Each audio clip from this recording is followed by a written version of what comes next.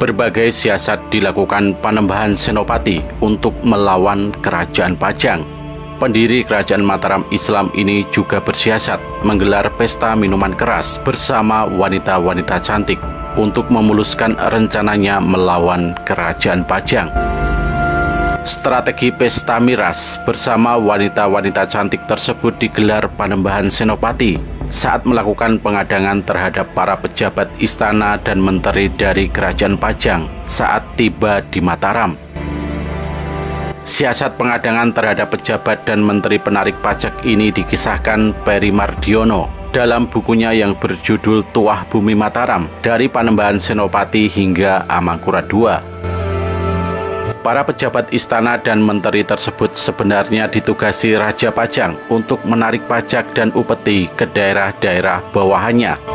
Pengadangan dilakukan Panembahan Senopati saat para pejabat dan menteri Kerajaan Pajang tersebut datang dari daerah Kedu dan Bagelen, hendak menuju pusat Kerajaan Pajang untuk mengantarkan upeti.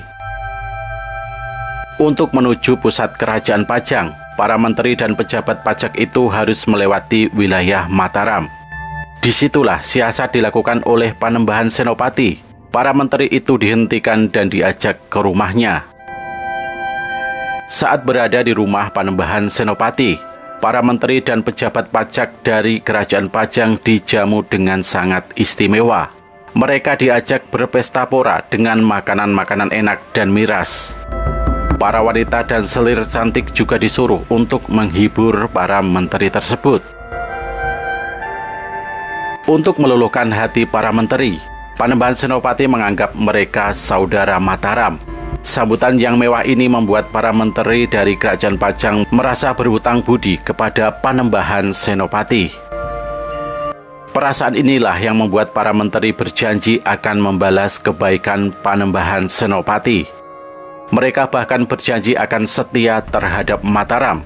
Jika kelak Mataram mendapat serangan dari musuh, mereka dengan seluruh jiwa dan raga siap sedia untuk membantu Mataram.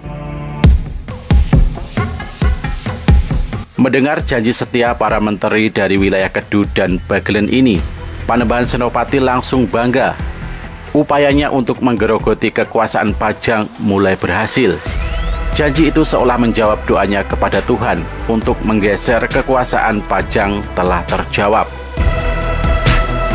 Para menteri itu telah terperdaya oleh politik cerdik Panembahan Senopati. Bahkan Panembahan Senopati mengatakan, memberikan upeti kepada Mataram tidak jauh beda dengan memberikan ke Pajang.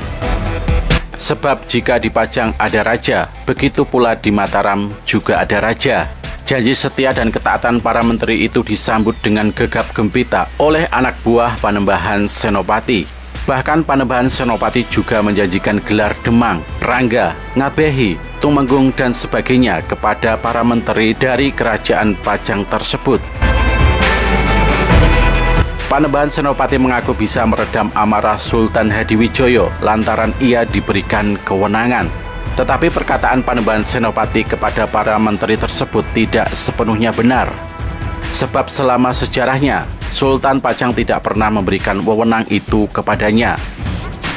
Ketika menghadap ke Pajang pasca ayahnya meninggal dunia, Panembahan Senopati hanya diberi gelar oleh Sultan Hadiwijoyo, Senopati ing Alogo Syahidin Panotogomo.